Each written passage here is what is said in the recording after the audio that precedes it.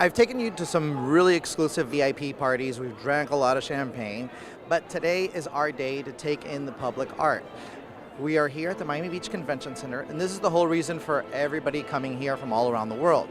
We're going to take in some of the fine art pieces. We're going to take in some of the contemporary pieces. We're going to talk to some gallerists, hopefully some artists, but it'll be fun. Come on, follow me. So we're here with Isabelle Becher. We would really love to hear about what kind of art that you guys are exhibiting here at Art Basel, and what this means for you guys as a gallery. This year is really quite special to us because it's the 50th anniversary of the gallery.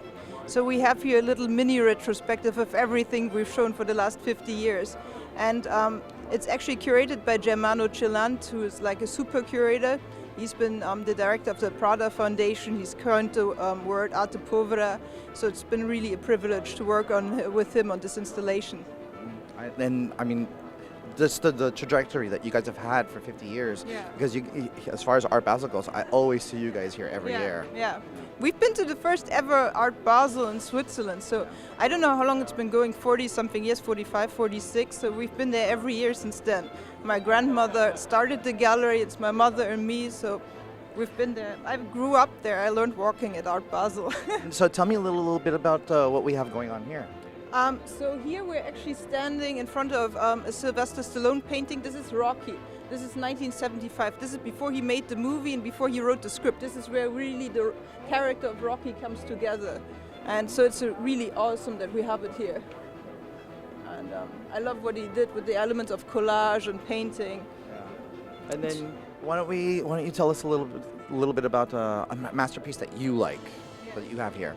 It's very hard to say because there's so much, and I really like everything. I love the Motherwell that we have here. Oh, yeah. It used to be in the GE building, and actually Motherwell loved Matisse, so he looked at the Matisse at the Barnes Foundation. He made this, and it hasn't been on show in a really long time. So I think it's really exciting we have that here. And well, thank you for your time, and obviously thank you for these magnificent pieces. No, thank you. And is there any other ones that you think we should take note of? What's your favorite? My favorite, I really, it's like, it's always the most difficult question. Like people asking you, what's your favorite artist? I can never answer that question ever. Yeah. I love the Indiana of Maryland. I just think it's a super sexy piece. I love the Wesselman Cigarette also.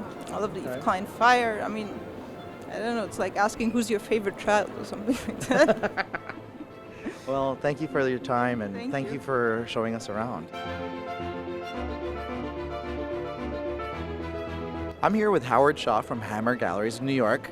I would love to know a little bit about the pieces that you have here behind us. Certainly.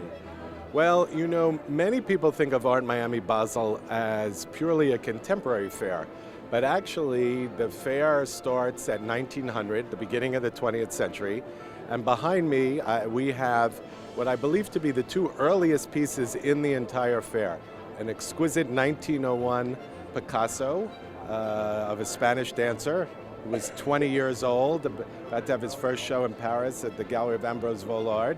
And on the other side, we have a Matisse of 1903 of a Spanish guitarist. So we decided this year to do a very focused show of the two greatest artists, certainly of the first half of the 20th century, Matisse and Picasso. And so we tried to do a very focused museum quality exhibition showing the relationship between these two artists. They were friends, they were rivals, competitors. They both realized there was no one else at the same level. And so I think both became stronger artists as a result of the friendship. And if you'll come into the booth with us, I'll show you a few more. There's more. We have an incredible portrait from 1965 by Picasso. And in some ways, all of his late portraits are self-portraits, but Picasso never wore a hat, nor did he wear a beard, but Matisse did. It's clearly a portrait of Matisse, but in like many works of great art, it's many things at the same time. So it's a portrait of Matisse, it's in some ways a portrait of Picasso, it's about their friendship. We have a very interesting Cubist Picasso of 1917. This painting was done at the end of World War I when the Germans were bombing Paris, and Picasso was living on the outskirts of Paris. And so he couldn't sleep because of all the noise of the bombardment, but he had no blank canvas, and he decided he had to make a painting.